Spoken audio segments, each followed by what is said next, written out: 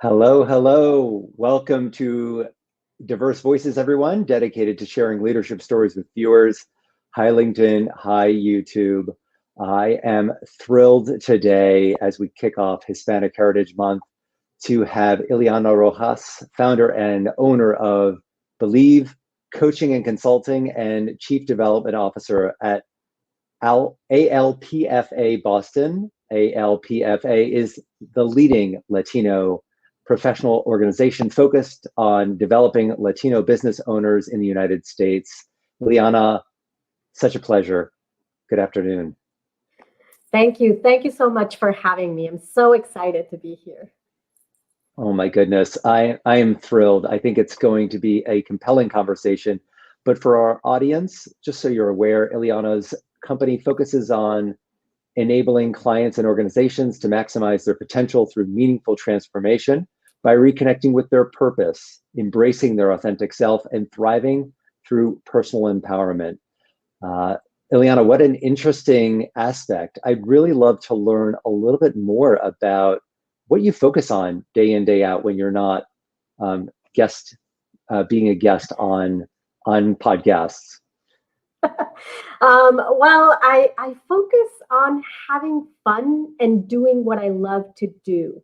And I do want to highlight that because there was a point in my life where I got lost and I just worked because I had to work and I didn't realize that. So now I'm very intentional about making sure that every day I do what I do best and I do it fully with my heart. To create the impact and leaning on my purpose, like you shared, that is one of the things that I do. And because I'm very intentional about that, that is what I believe is my mission with the work that I do through my company and with the work that I do with many other organizations.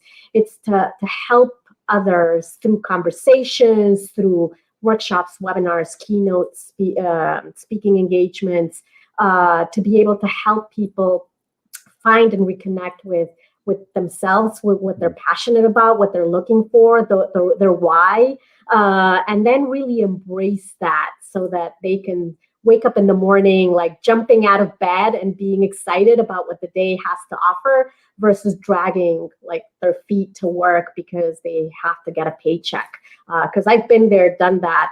Not a fun place to be. And I do believe that we are all extraordinary in some way or form, and that's the reason why we bring value to the work, to the organizations that we're in, to the communities that we live in, and we just need somebody to help us, uncover what that is, to become fully aware, so that we can then live that and embrace that fully in our everyday lives. What a wonderful sentiment and sense of purpose.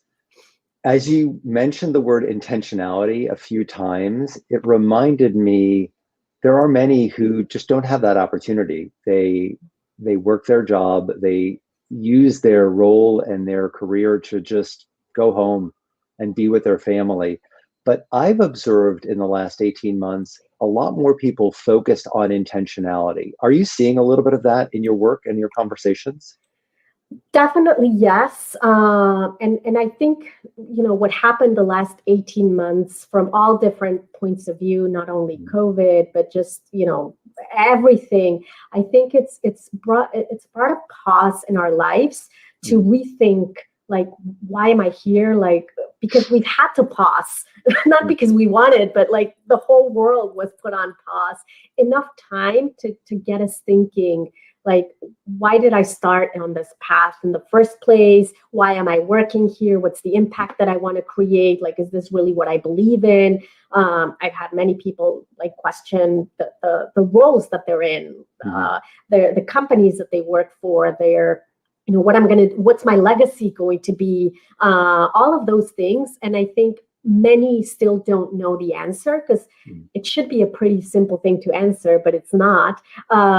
So many are still trying to figure out what that answer is, but definitely the pause helped us sort of breathe and look around us and notice, am I really where I wanted to be, or where I want to be? Or is there a different path and opportunity for us to create true impact that is meaningful for us on a daily basis. Well, and being where one wants to be, I would say also has to do with the environment that you're in. I think that a lot of individuals have come to discover that though they may wish to share their point of view and share their voice, the culture and the environment of their and their work environment wasn't really allowing for that. It could have been from a managerial standpoint, but it's created this space where more people are seeking to celebrate their individuality. And I think that's an interesting point of view that sort of sets up the bulk of our conversation as we are embracing our Hispanic and Latinx community. That's one of the reasons I think intersectionality is a great conversation we'll have throughout. But as we're approaching Hispanic Heritage Month, is there something overall that you're excited about for this year, rather than perhaps in years that have passed? Mm-hmm. Well, I'm excited for a lot of things. I'm excited from a community, like a just Hispanic perspective, as a Latino woman myself, and also on a personal level. So in general, I'm excited because I think there's this big spotlight that's happening because of all this, the social justice, or injustices that have been happening. People are more aware. People in general, organizations, companies, like there's this heightened, and not only in the US, worldwide, I work with a lot of organizations worldwide. I think there's this heightened understanding or awareness and intentionality of trying to understand more of other cultures and broaden, the awareness, broaden the perspectives, to know that the world is bigger than the world that we've been living in. And I think Hispanic Heritage Month is the perfect opportunity and the perfect moment for people to be able to reach out and gain that awareness, gain that knowledge, expand their network. So I'm excited about that. And I see all the plans that many, again, organizations, companies, people, individuals are having for this month. So be a part of it, even if it's just reaching out and virtually participating in some of the things. I think it's awesome. And then on a personal perspective, I'm excited because I'm launching a book called Extraordinary Latinas with 11 other extraordinary Latinas.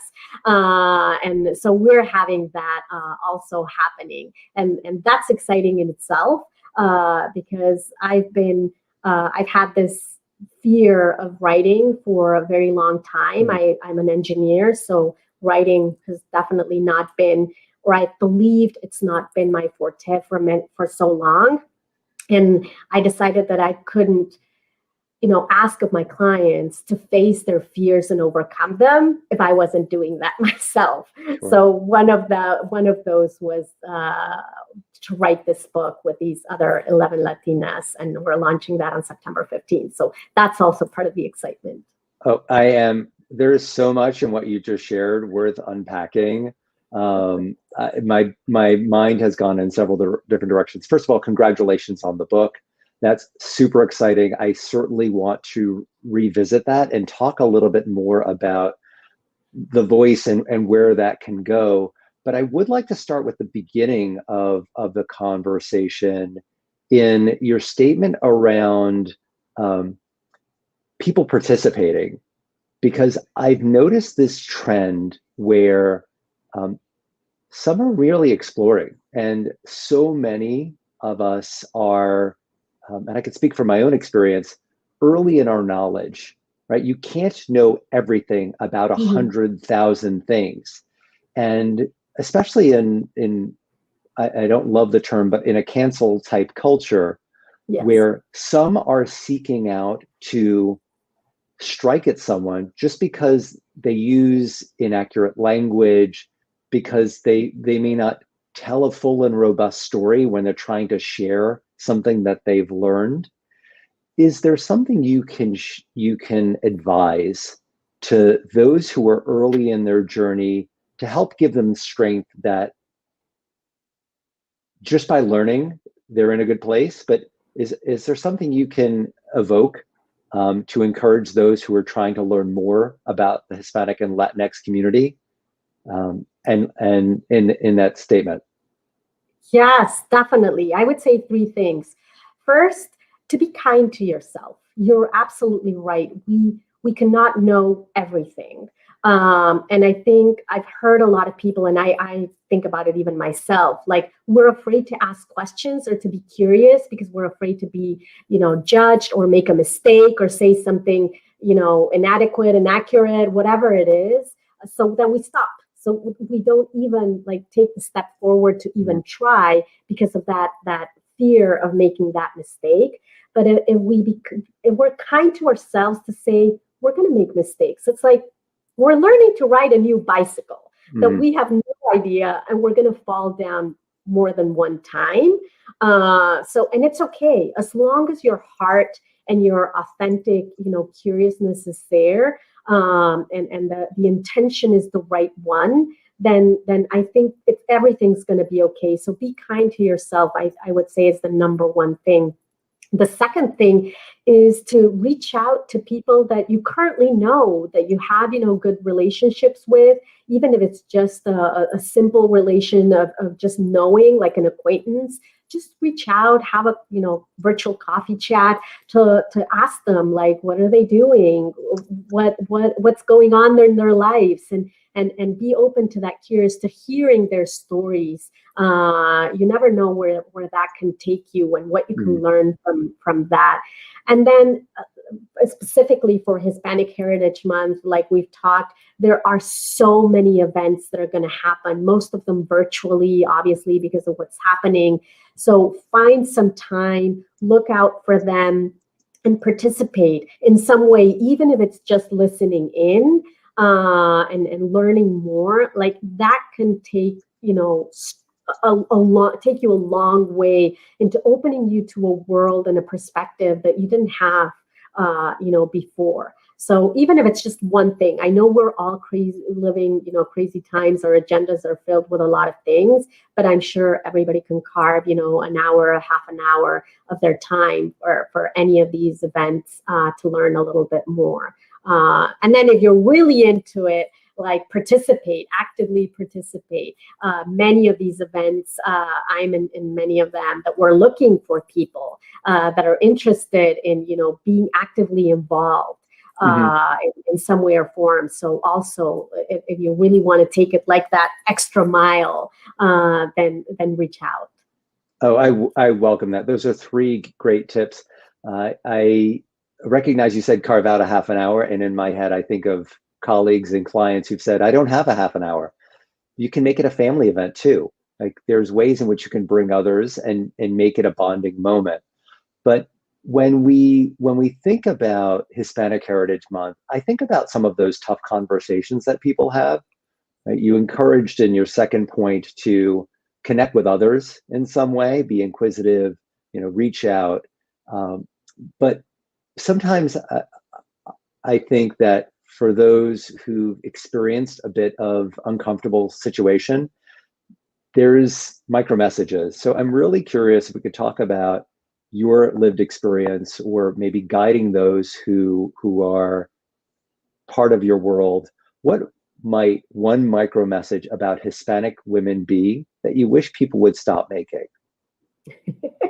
Well, I can't talk for all Hispanic women. I think we all have different experiences, but I can definitely talk for myself. And when I moved here 10 years ago to the United States, because I'm originally from Mexico, I was always complimented by my English. And it was like, oh my God, you speak English so well. I would have never known that you were from another, country. And how did you come to you don't have an accent, or you hardly have an accent, things like that. And I always found that like interesting. I'm like, why? Like, why are you asking me? Like, we're in the United States. English is like the first language. Like, until recently, I understood the reason behind that question. I'm not bothered about it, but I know that many other Latinos and Hispanic women and men in general are bothered by it. So that's something just to keep in mind, that the fact that we are Hispanic or Latinos, it doesn't necessarily mean that we are going to speak good English, or not going to speak good English, or going to speak Spanish. Like, the language is just what it is.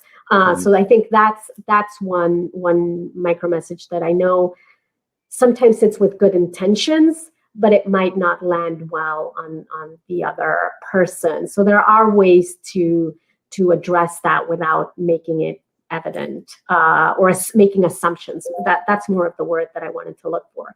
And then the other one, and this one really drives me up the wall, and I still struggle with it every day, and that is my last name. So I'm Ilhiana Rojas Saldana. And for a lot of Latinos, we have two last names, because our last name is composed of our dad's first name and our mom's, our dad's first last name and our mom's first last name. So we have two last names. So I'm Rojas Saldana, and a lot of people assume that then Rojas is my middle name. So I'm Ilhiana Rojas, my middle name, and then Saldana or Saldana is my last name. And to this day, I have issues with the IRS. I have issues with my social security number. I have issues with my credit. I have issues everywhere because they can't find me, because they always put Saldana, like Ilhiana Saldana, and they eat the Rojas because they're assuming that's my middle name, or they call me Rojas, all of those things. And I'm like, no, you have to be curious and just understand, what's your name? Even if I put it on the form. So that one is just understanding that, not all of us just have one first name, one last name. There's a lot of different combinations. And if I tell you my husband's last name and my daughter's last name, it doesn't fit in any form, in any credit card, in anything, because of that combination. So that one really, I have an issue with that one. What a difficult situation. And for people who identify as Hispanic and Latinx, I'm sure they've shared that frustration, or families with really long names. I mean, just by your example, I think that when others develop forms, they don't think of anything outside of their own lived experience, and it creates an opportunity. It is not the same, but the best I can relate to a naming challenge, because I really seek to appreciate and call people by their name. I am not shy in saying, would you remind me how to properly pronounce your name? It's and there's opportunity there. My name is Michael. And often, not too often, but often enough, people will respond with, so nice to meet you, Mike. And all of a sudden they're truncating my name. And I've made a deliberate choice to write on screen or say out loud, my name is Michael. And I often think of, my mother gave me 7 letters. I want to honor her and use them all. So it's just kind of quirky, but I think others can start to reflect of how they might feel, and being open to that conversation of how might others feel if their name was mispronounced or they weren't acknowledged in full. It creates opportunity. And I love even your statement.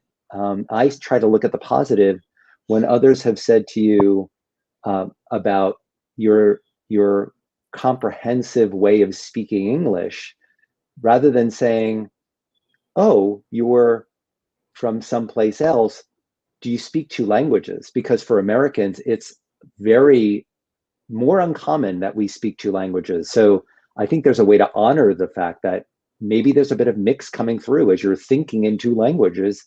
Maybe you actually speak more. I've actually never asked. Ilhiana, how many languages do you speak? I speak, you would say 2.5. I understand French, and I can sort of defend myself with French. I would not be able to hold a full conversation in French, definitely. Well, you speak 1.5 more languages than I do, so kudos to you. But when we talk about multiple languages, that can be a way of identifying where we're from or just what we're interested in. And I really strive, especially as Hispanic Heritage Month bridges from September 15th to October 15th, it starts to bridge into October, which is, there's a lot going on. Yes. We talk about bullying, we'll talk about LGBTQ rights in October. We also talk about ableism in that same month. I am curious, how do you celebrate your own intersectionality? That's such an interesting question, because I really wasn't aware of my intersectionality or my identities until a couple of years ago. That's the reality, when the words started to come out and I was like, what does that mean? And what does that mean to me? But I think I've always in the past tried to be true to who I am. And I remember an example. I remember early on when I was in college, I was, one of the only women of a very small group of women. I'm an engineer. I'm a chemical engineer, so you can imagine very few women in a class full of men, and what that meant to me, and how hard that was, not only for me but also for the other women. And I've shared this story in other places before, where that first day, Monday morning, 7 a.m., so excited. And then the teacher came in and called out on the women in the room to ask us to go to the admissions office to change careers, because not to spend our parents' money, in vain, because this was not a career for profession for women until we got married. And it's been those kind of things that made me like, now I'm staying, like, if I wanted to do this, now I wanted to do it twice, just to prove that, this statement is not true. And like that, I've been the only woman in a room full of executives when I got to that executive position, which makes it challenging. Now, right now I'm sitting and virtually, but my height is 4'11", so I don't even hit like that 5 feet. And for those of you that have seen me in person, I wear really high heels. One, because I was a former ballerina and I love that, but two, because it's been the only way to like be able to talk in a more like level when certain negotiations need to happen. So there are all these things that I've come throughout the years to just take on and embrace and overcome, to be able to, make my voice heard, to make who I am heard, and be able to accomplish those goals. But it's really until recently that I became aware of those things, which I think it's really important, so that then you can really embrace them and do something about it. Because before all of these examples, I just did, but I wasn't aware of them. I think I could have accomplished more, or the journey might not have been as, challenging if I would have been aware of what was happening at the time, and the reasons behind the barriers that those different identities were causing. I think, though, there's a lot of beauty to that. I've already started to appreciate, and I am not picking a particular order. You can reorder this as you wish, but I start to think of Ilhiana, ballet dancer, engineer, leader, author, Latina. I mean, there's so much to that, and it already in this brief conversation, I've learned so much. And I'm curious, now that you've become a bit more aware about intersectionality, do you have some thoughts about ways in which people can share their dimensions of diversity and intersectionality, especially during Hispanic Heritage Month? Like we talked, I think the awareness is the biggest one, because if we're not truly aware of what makes us unique, I think there's a tendency that we all have of adapting to fit in, because we want to fit in. We want to be a part of, a community, a group, an organization, our teams, whatever it is. And we believe that to fit in, then we have to leave some things to the side, or we have to adapt some parts of who we are to then become somebody that, we're expected to be. And that's natural. Like, it's happened. Like, I still do it in some cases. So becoming that self-awareness, I think it's the biggest piece of who I am. What does that mean for me in all those different aspects? And it's not just about gender. It's not just about, from a cultural perspective. It's from a lot of different dimensions. So that awareness definitely is the first. And then once you gain that awareness, is then understanding what it means to you. Because for some of those, it might be very important. Like, you live through it, you breathe it every day. And some might not be as important to you. They might not have an important significance. So if it doesn't, then, like, it's not that you don't embrace it, but just then don't follow that agenda, because then it can have some other conflicts, for you. So it's just about really understanding the meaning of each of those identities for you, so that then you can embrace them, then you can share them with others proudly. I didn't know I was Hispanic until 3 years ago. That's the reality, because I've always been Mexican, but I had never had to say it until I joined Alpha, and I was like, oh, yes, I'm actually Latina. I'm actually Hispanic. Like, I wasn't aware of that, and now I embrace it proudly, and I say it up front, and I'm Mexican, I'm Latina, and this is who I am. There are other parts of my identity that, it's who I am, but it's not that important, at least not in my purpose, not in the legacy that I want to live. And therefore, maybe it doesn't come in conversations, or I don't make a statement out of it. But it's about how those identities in some way contribute to the impact that you want to create, and to your purpose, and to the legacy that you want to leave, in this world. I really relish what you've shared. I used to say that when I think of my own dimensions of diversity, I think of them like levers in an alphabet.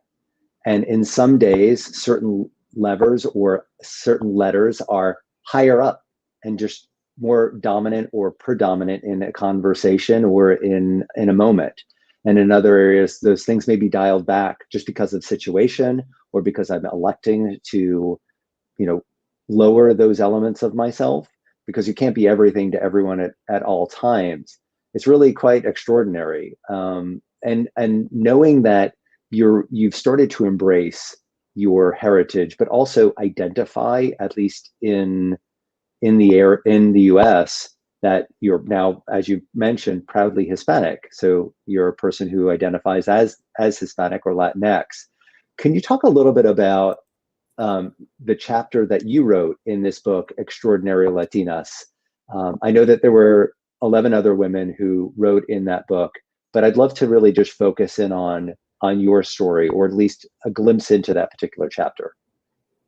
Yes. So all of our stories are focused on our voices. It's about elevating our voices and the importance that those voices have in our lives, and how we've all lost our voice in some way or form, and sharing that part of the story and how we've overcome. And in my case, I share several instances in my life where I've lost that voice, and the impact that has had in my life, in my self-confidence, in believing in myself, in that, imposter syndrome, if you want to call it, and to the point of really feeling defeated, and not wanting to get out of bed, because you just feel so lost, so alone. And I'm hoping that through sharing this story, people can relate, other women or even men, whoever can relate to it, because it was by hearing other people's stories. Those stories and those voices saved me in those moments that I was feeling down. So the focus of my chapter is a lot about understanding that you're not alone, that hearing all of these stories, can be in some way your lifesavers, to see yourself reflected in that struggle, in that fight. But there's always like a way out. There is a light at the end of the tunnel, and lending a hand, like we are, authentically lending putting our hands out to other people if they need that holding hand to reach out because they feel that they're struggling. Like, by all means, feel free to reach out. That's really the objective of what I'm trying to accomplish through my story, through the voices, and through the book. How wonderful. I'm really excited now. Remind me, when is the book? I know we can learn more at extraordinarylatinas.com. Is the book widely available? Is it only available on the website? Can you tell us a little bit more? Yes. So it launches on September 15th, but it's now available for pre-order. The hard book is available for pre-order and the website only, but the Kindle version is available obviously on Amazon already, also for pre-order. So it's widely open to anybody who wants to reach out and get a copy. Wonderful, wonderful. Well, I will certainly pre-order one. Actually, I already have, and encourage others to do the same. It's so great. We learn about ourselves through other people's stories. You mentioned early on that you had opportunities to be a leader and finding yourself in a room. And you just pointed out that it's important for others to share their voice and also learn through the stories of others. I was wondering if you could share with our audience, in what ways can leaders embrace Hispanic Heritage Month? Definitely. So I think if you're a non-Hispanic leader, but you consider yourself an ally, is a couple of things. One, learn more about just, like, again, there's going to be a ton of information and events during the next month. So, reach out and be curious and just learn what that means, the struggles, the challenges, the perspectives, the opportunities, so that then you can identify synergies and what you can do to support the Latino and the Hispanic community in things that you're passionate about. I'm sure that there's going to be a lot of correlations there. Be a mentor, or even just sharing the spotlight. A lot of ally leaders, have really great visibility. So if you share that you shine the light on others through your light, like, that could mean the world for somebody else that might not have that ability or that visibility. So definitely, like, be an advocate. And then for Latino leaders per se, same thing. We've all struggled to get to the top of wherever we are, to become those recognized leaders. So then share the light, share the spotlight for others. So that then they in turn can get that awareness, that visibility, those positions, and that they're looking for. I've seen many wonderful individuals that do that, but then many others that don't, because they believe that if they share that light, then their light is going to be taken away. And I believe that there's opportunity for everybody in this world. So if you just shine your light on others, believe me, it'll come back threefold to you. If you're concerned that might happen, I'm positive about that. So those would be my biggest, like, recommendations. Those are beautiful. I really appreciate your sentiment of shining a light. I often think that all ships shall rise, that there are, in any situation, there's opportunity for all.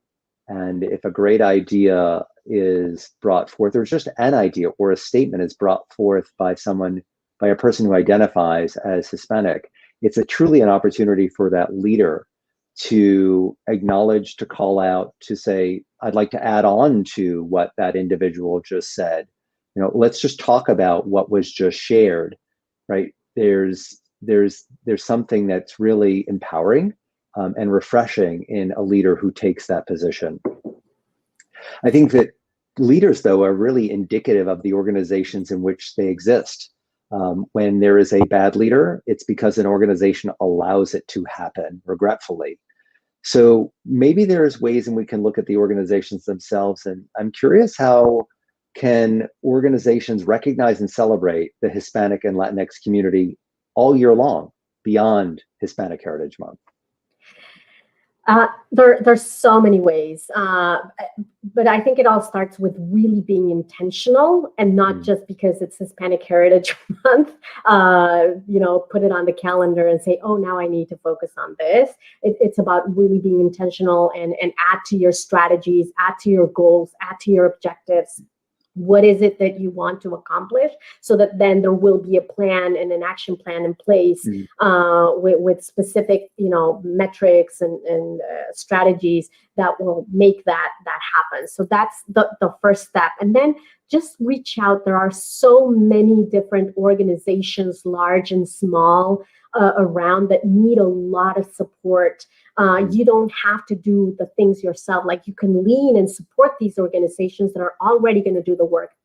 ALPHA is the Association for Latino Professionals for America that I belong to, is a great example. We have over 100,000 members, over 40 chapters worldwide, between national, between student chapters and professional chapters.